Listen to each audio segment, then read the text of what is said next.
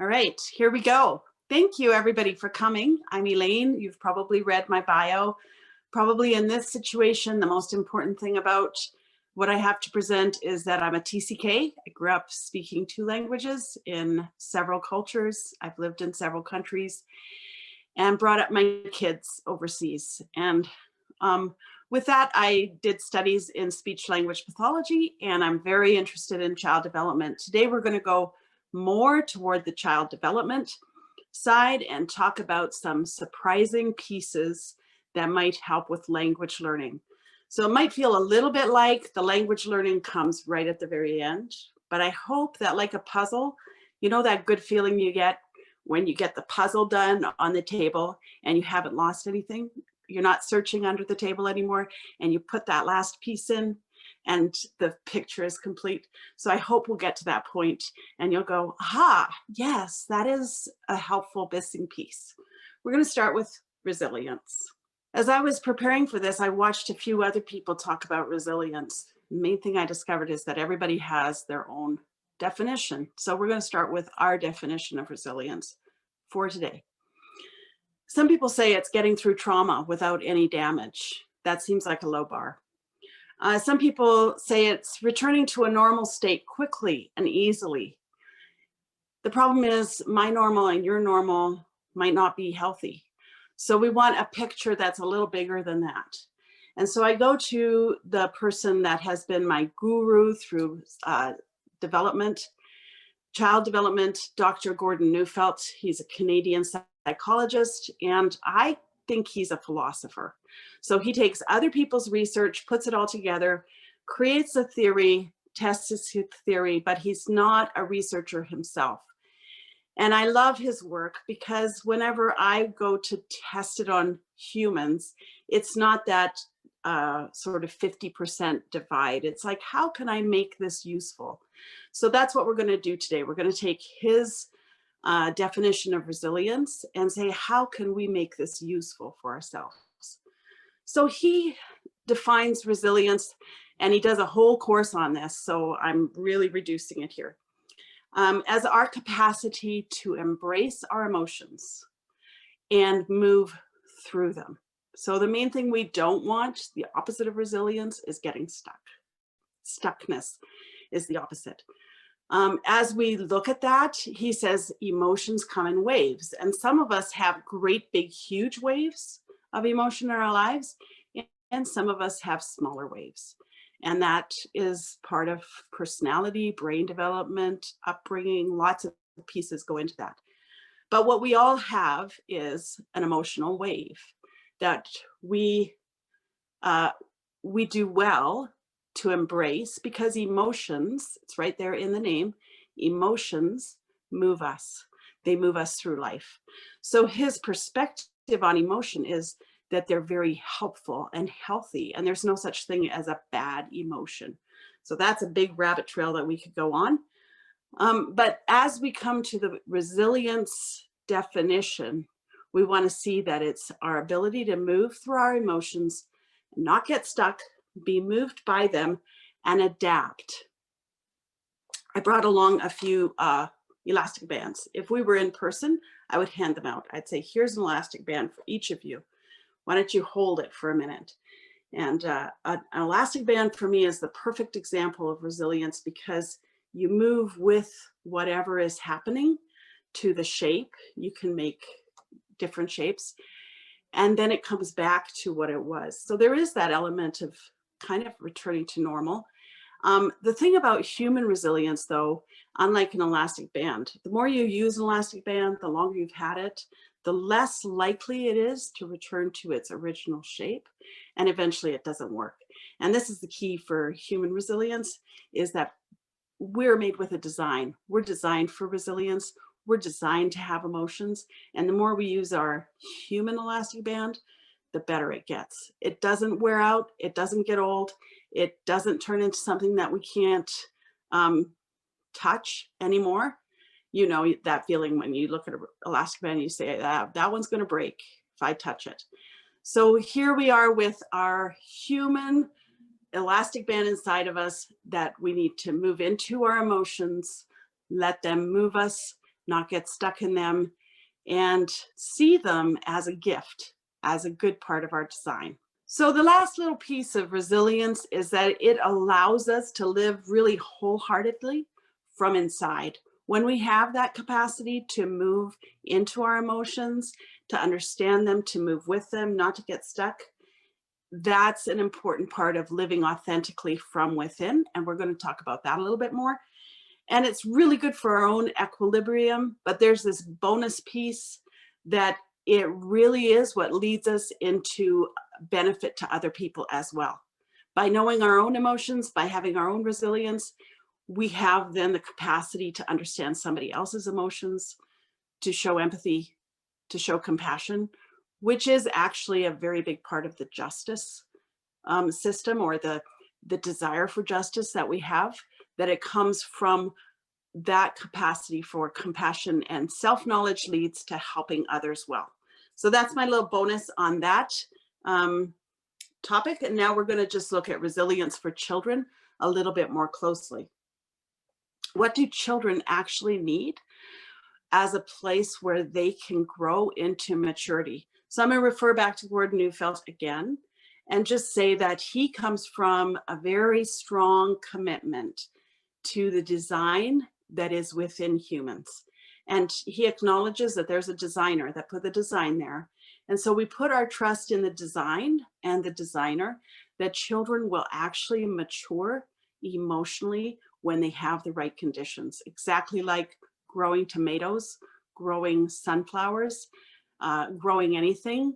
The conditions might be different for each plant, and knowing about that is really important, but also trusting that when you've provided the best conditions for a tomato plant, you want to look at the long term and say, okay, well, it's going to take 90 days for this tomato plant to produce tomatoes, but it will happen. So what we want for children is a safe place where they can express their emotions. That's the beginning. We want a safe person. It's really, really important that they know someone who is safe, who can help them with that rocky piece of childhood. The fact that childhood isn't easy, being human isn't easy, and someone who's comfortable with things can get rocky. And right away you can see, oh yeah, if I'm comfortable with my emotions, that's going to help me be comfortable with my kids too. We want a person who really understands the importance of sadness and tears. More than just allowing tears, we want for that safe person to recognize that sadness is an emotion that helps us get unstuck. That's pretty big for kids.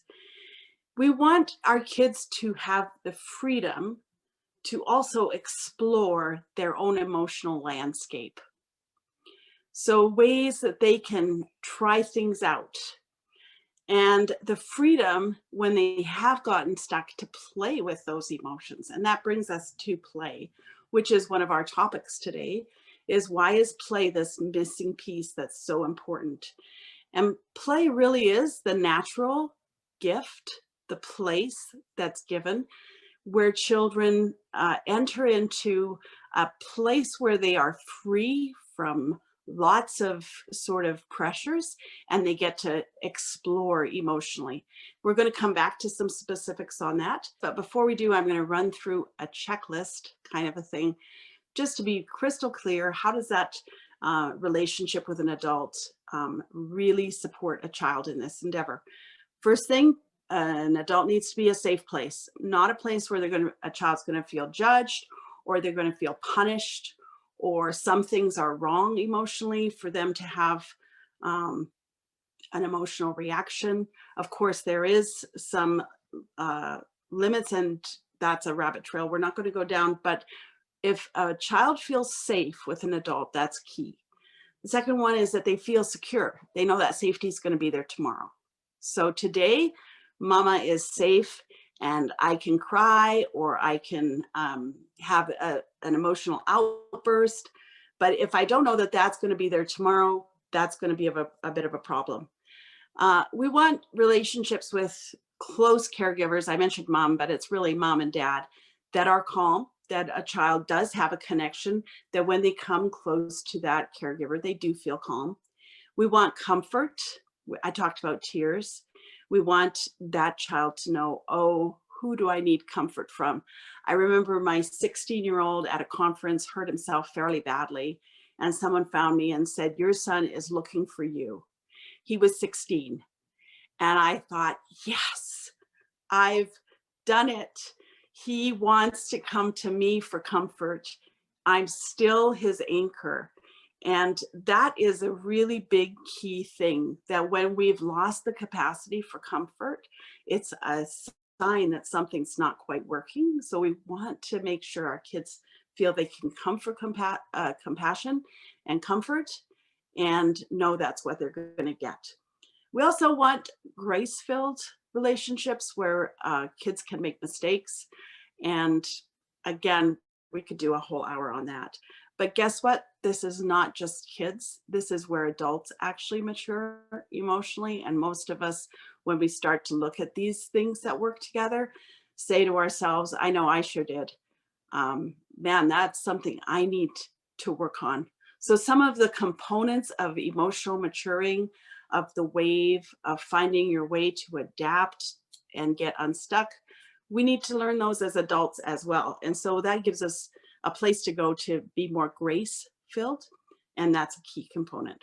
So we're going to shift gears a little bit with something that I noticed as I was working with families, working with their children, learning other languages, living overseas.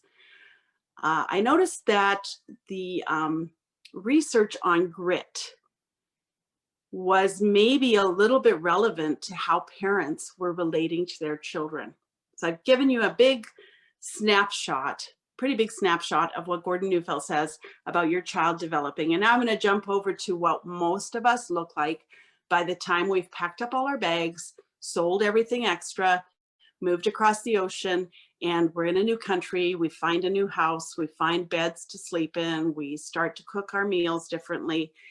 And what most of us have going on inside is called grit. Now, this is the pioneer researcher here is Duckworth. So I want to give credit to Duckworth. It has been very well researched. It has a couple of surprises in it. So it's pretty well defined that grit, if you're not an English language teacher, grit is a little hard to even explain, but it's when passion and purpose come together and produce a persistence. And a lot of us have that. We've experienced enough adversity and we're passionate about something. And so we persevere through really difficult circumstances. And this has actually been researched, and studies have been done to look at what does this do for a person. Enough research has been done. I'm going to kind of gloss a little bit over this, but enough research has been done that colleges and universities have started to use this in the application process, because what they discovered was that this was more important as a feature in a student, whether they would finish or not, than their IQ and their cognitive abilities, and even sometimes their writing abilities. So some of the obvious skills, this came out ahead of, which makes sense. So far, this is totally making sense. It really is one of the key pieces of internal motivation. If somebody is passionate and has a purpose that they can keep in mind, you're going to see them persevere. What I was noticing was that sometimes parents were imposing this over their children. They had such a strong motivation for language learning in another country that this began to impose or push their children, and children tend to push back. So I wanted to look at it for a minute, and first of all, go back and say, is this quality of grit related to resilience? And somebody was smart enough to research that, and the surprise answer was no, that actually people with grit can be less resilient. They can push through problems, they can get to that goal, but in the long run, they don't have the emotional resilience for the ups and downs. And that to me is fascinating. And another thing that we could talk about, but it's something we really want to keep in mind for our children, because our children desperately need to be able to grow in resilience. We might be able to get through a hard time. I do think that we might end up with a lot of people leaving, attrition, because they have the grit, but not the resilience. But I'm speculating. But what I do know is that we need to give our children the place to grow their own resilience, their own passion, and their own sense of purpose. So it's not just that they discovered that grit and resilience didn't go together. They actually discovered that there was an inverse relationship. So people that had high grit, high perseverance, could push through some really tough spaces. They had less resilience. So they had less capacity for the ups and downs of their own emotional life. And in the long run, I don't think you have to go very far to find a psychologist or a medical doctor who will say, yeah, if you don't have emotional health in your life, it will show up eventually in your body and you'll break down. So we won't go into that all today, but that is researched and it was really surprising. So here we have adults who have really developed grit, and we have children who are in the process of developing resilience. And what I want to say is that if we support resilience for children, if we support them in their pursuit of their own emotional well-being through play, and especially in play, there's lots of guys talking about play, mostly guys, women and men, in TED Talks. You can look up play and get tons of information. This is where children are going to start to develop their own passions, self-awareness, self-knowledge. They will be totally absorbed into what they're doing. So you'll see them developing persistence and the capacity to do something wholeheartedly. So this is the surprise of play, is that it's going to bring us back to some of these elements of emotional well-being with resilience that resembles or has the quality of grit, but is something that is even better in the long run. And I'm going to go back to that gardening image and say that what we have as adults, what we can control about this is the conditions around the child. So we can make sure that they're getting enough of the conditions where they can play and develop those qualities that lead to resilience and grit and passion and self-motivation. And that's exactly what we want. So I've mentioned that we create the conditions for children to be able to grow, emotional conditions. And so now I want to talk about recognizing play. So there's something about play that is like a bubble that is suspended. And when you see it, you actually kind of, the light goes on and you go, that is real play. There's playfulness, and playfulness is great and really, really helpful. But what we're talking about is this bubble that's suspended. There is no outcome to what is happening inside that bubble. And that releases your brain to focus, to be really engaged, and self-expression. So those are the features that we have in play. And you can watch a child and they might be playing with a friend, and then all of a sudden you watch them just enter into this place where they're just so focused, and they might have two little people talking to each other, and they're talking back and forth and working something out, and you say, aha, I see the bubble. I see the bubble around them. They're not worried about who's watching. They're expressing themselves. They're fully engaged. So one of the people that I work with a bit came and told me my kids were playing dog, and I stopped them because one dog was blah, blah, blah, doing this and the other. And I said, well, probably in play, that's not harmful, because they're working something out. So we talked about what they might be working out. And in looking at 3 play situations, we got to the fears that child needed to work out. So you can actually see your child working out some of their emotions in this safe little bubble. And what you control of that bubble, you cannot get them to get in it. And you cannot say, okay, it's time now. but you, by making their life safe and a place where they rest into the relationship that they have with you, that's when kids will actually naturally go into play really well. There's a whole book about that. I want to give credit to Deborah McNamara, Dr. Deborah McNamara, Rest, Play, Grow. So she says when children can rest, they can play well. When they play well, they grow. And that's what's happening.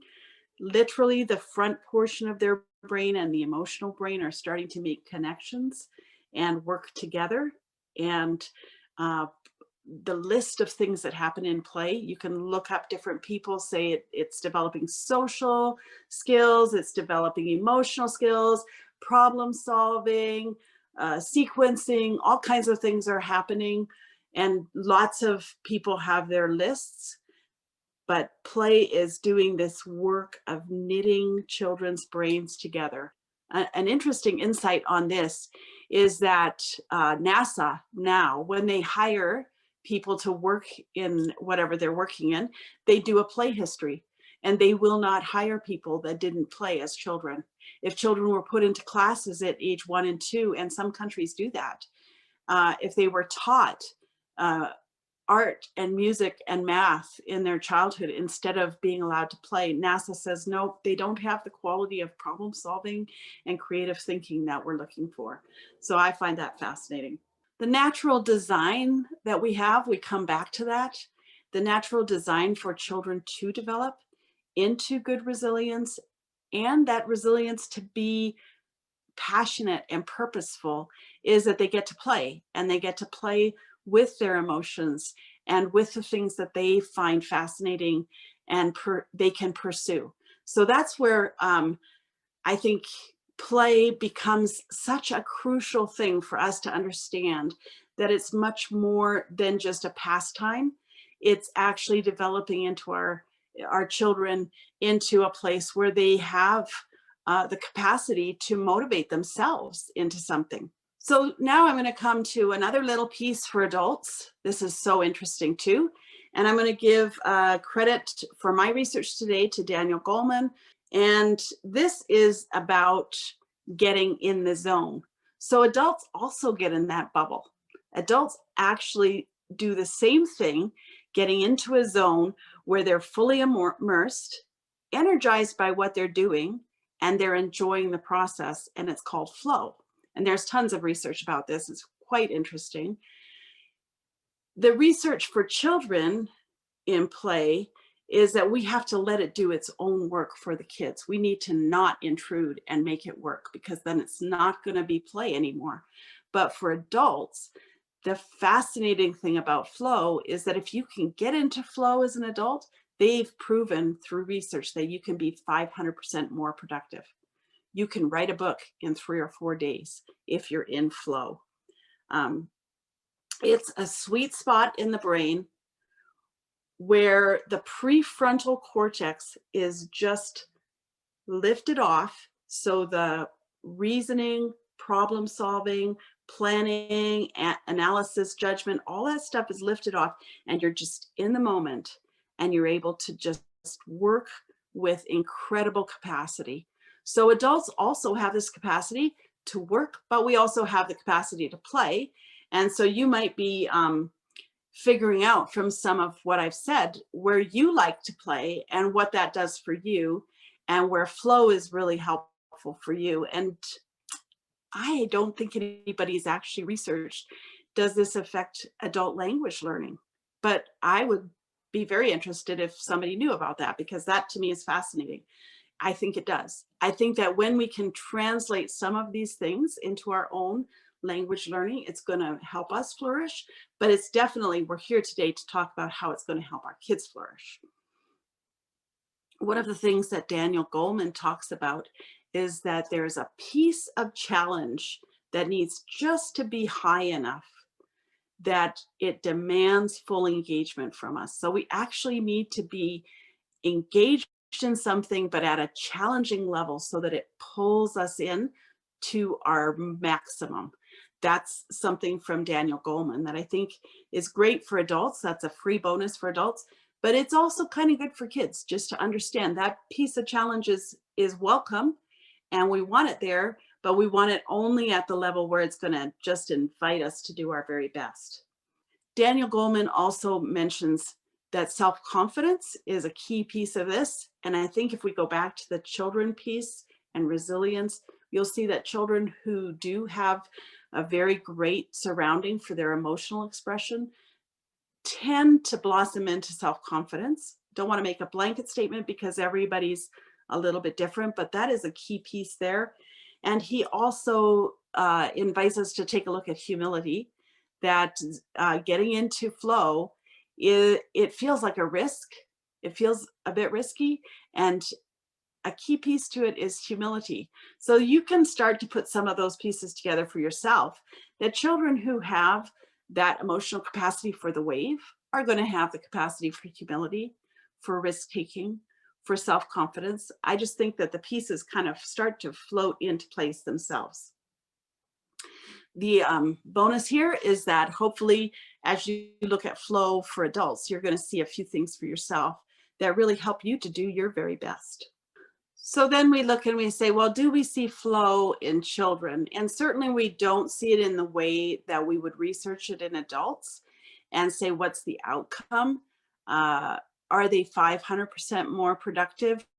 Because as soon as we would do that, we would impose the one thing that saves play in its bubble.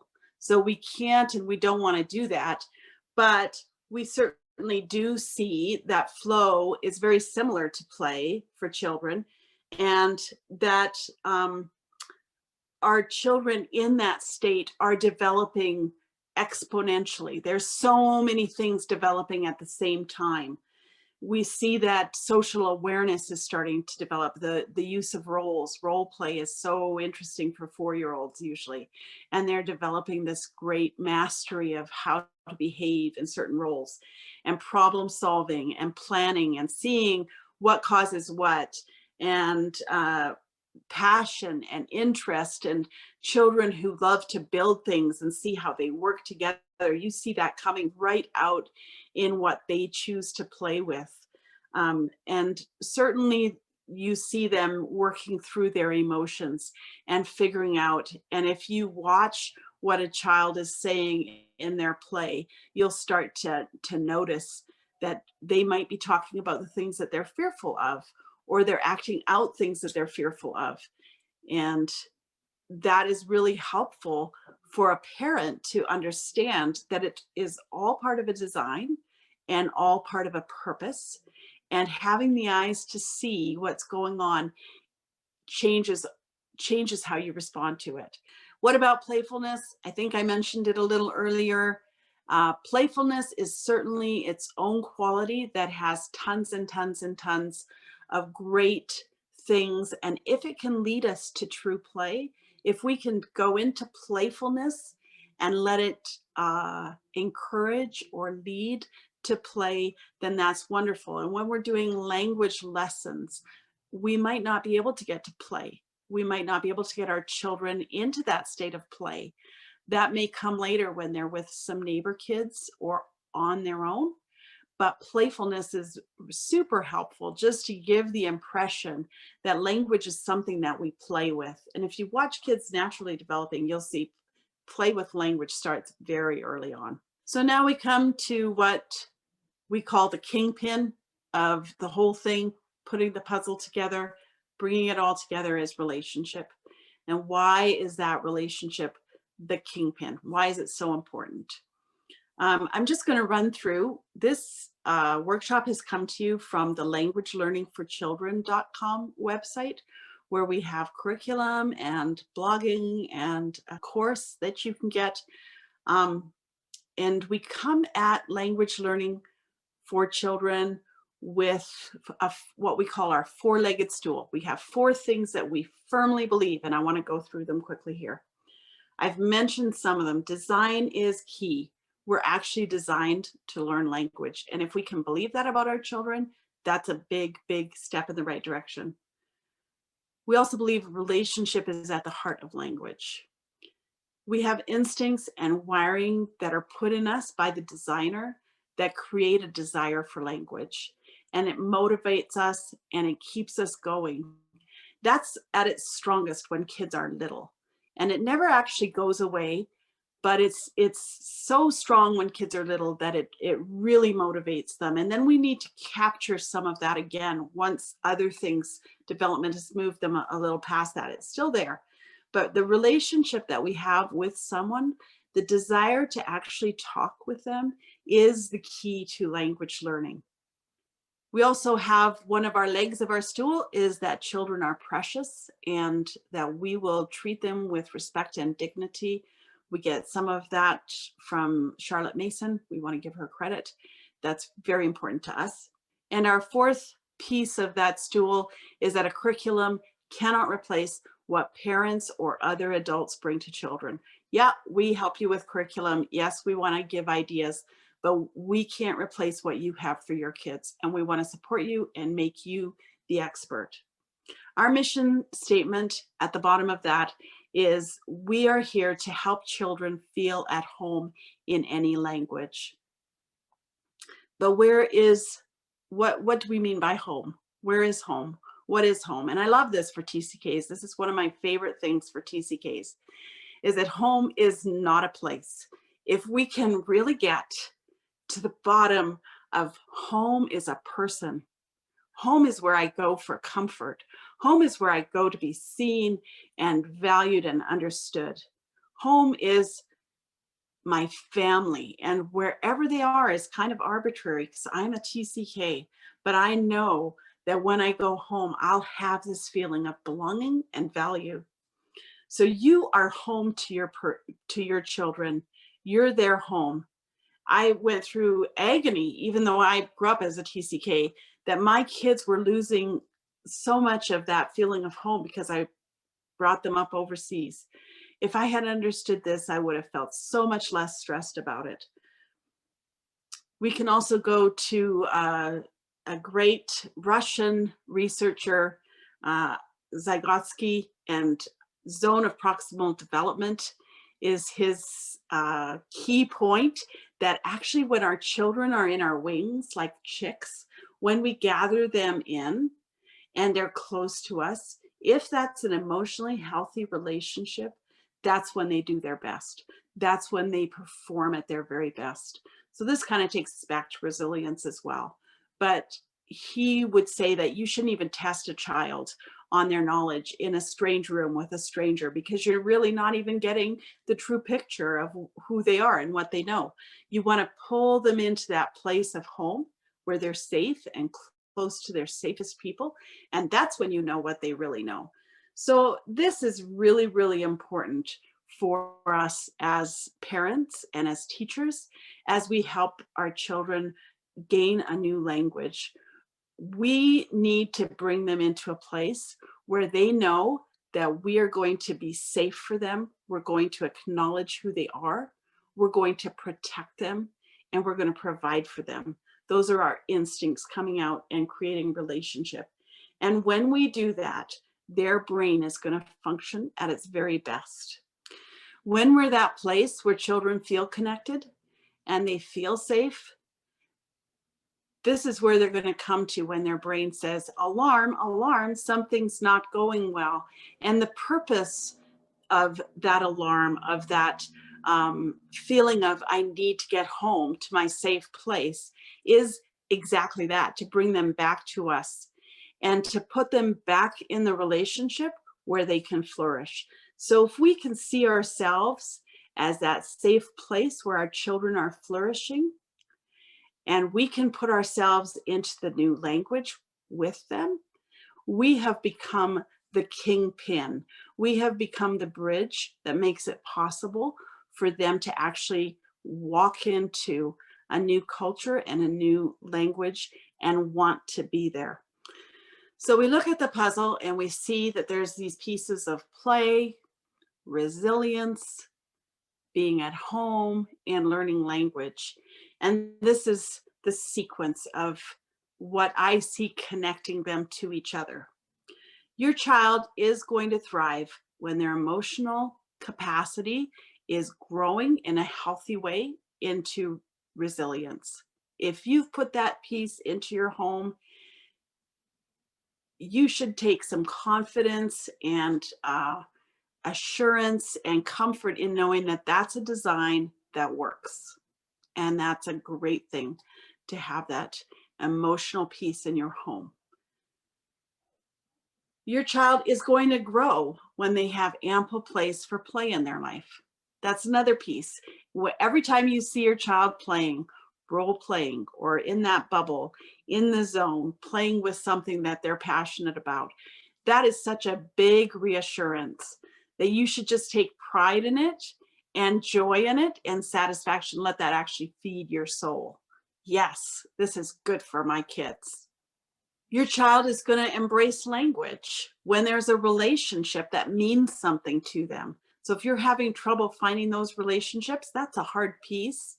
But if you can find friends for yourself, find community that is meaningful to you, and your child can start to play. I remember my little girl, she was 4 at the time. She's my second child, but my first daughter, and coming home through the front gate, and there she was with a neighbor girl, 4 years old, and they were pouring sand back and forth into 2 buckets.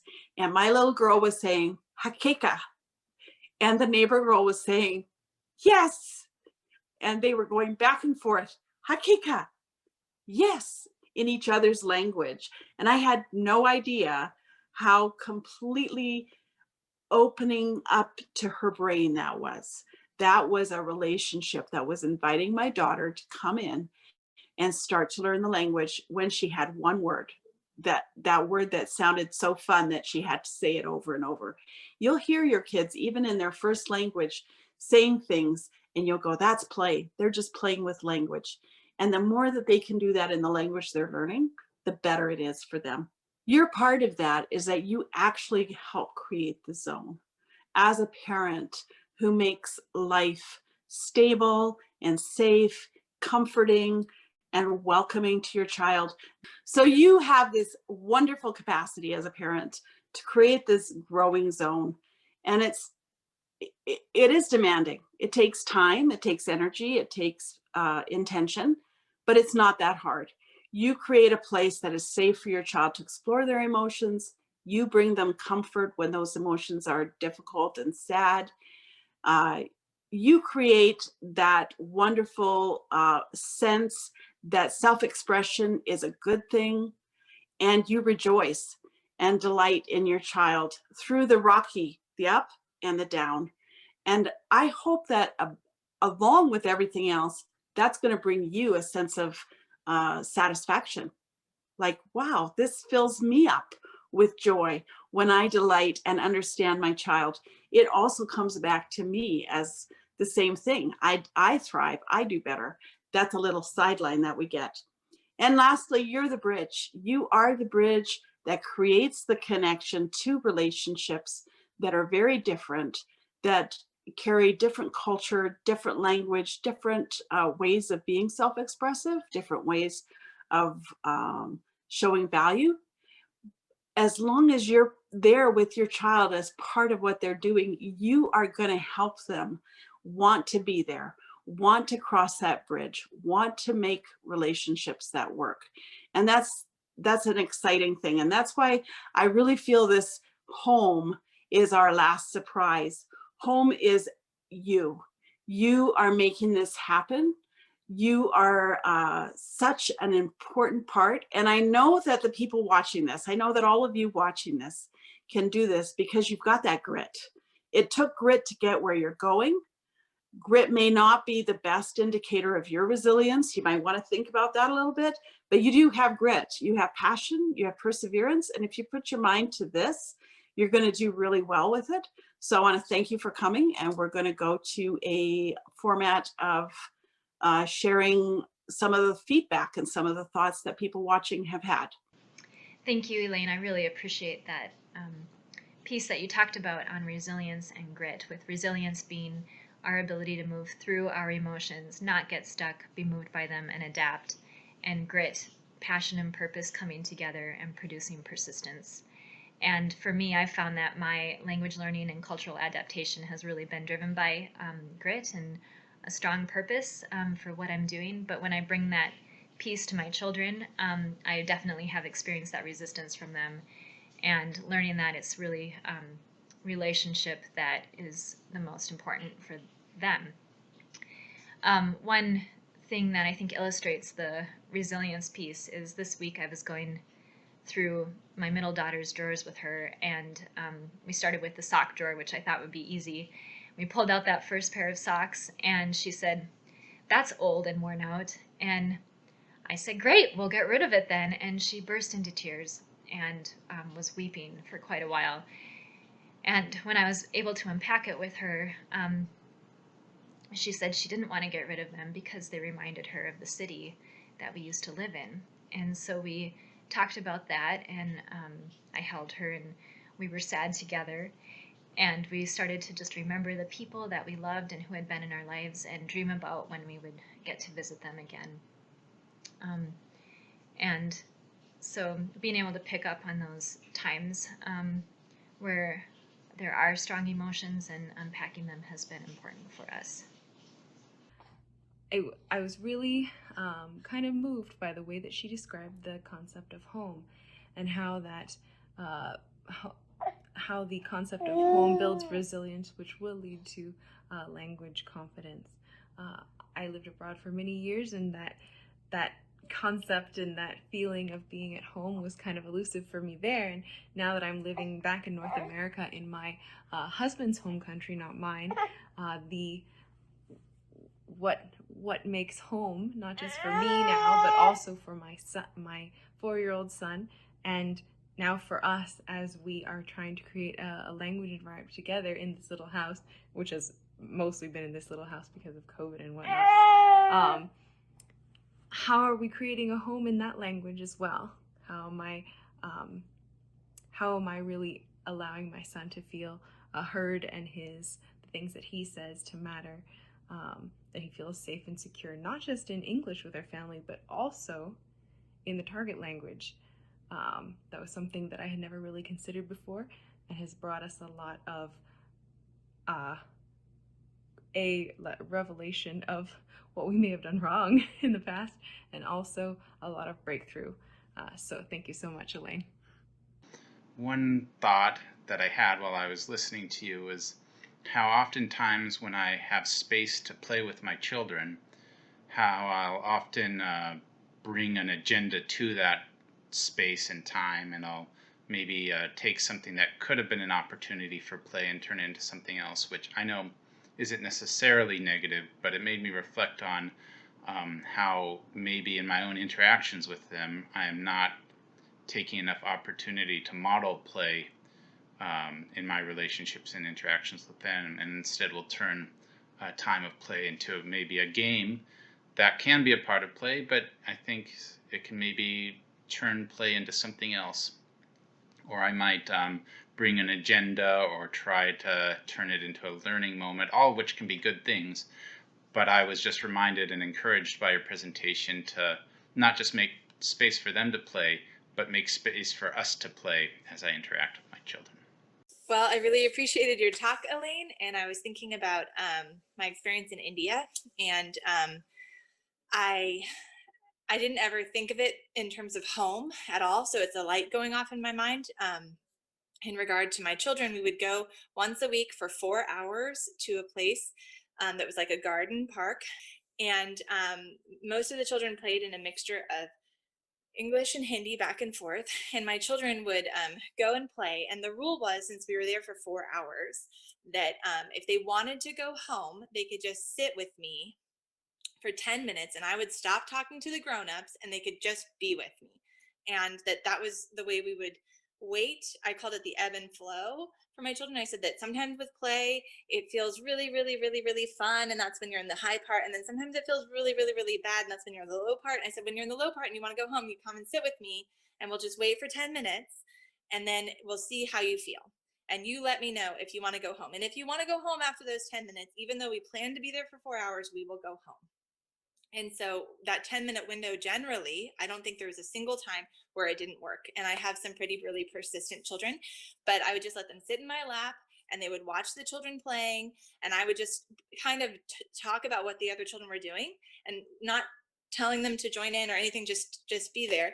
And they would tell me, and then sometimes I asked what happened, and we would just talk about it a little bit. And then eventually, as long as I didn't engage with the other mothers that were there that I really wanted to, then they would kind of say, oh, I want to try that. And I'd be like, that's fine, you can go over there and try that. And then when the 10 minutes was up, almost always they just were playing already. I didn't even need to tell them that the 10 minutes were up.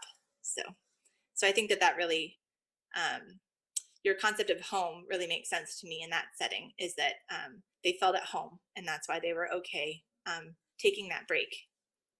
About children doing language learning and having access to the right type of toys that help them to naturally fall into role play style interactions with each other and with the people who might be helping them learn language, whether it's a language nurturer who comes to their house, or neighbor children who are locals who speak a mixture of local language and English when they play with my children.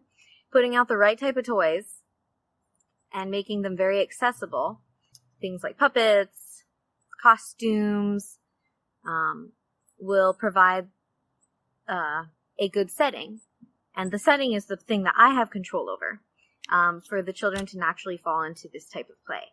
And instead of restricting my children from playing with things like our suitcases or something, to let them work out their anxieties over travels and transitions, perhaps giving them access to those things will be me shaping the space for them to play through those things.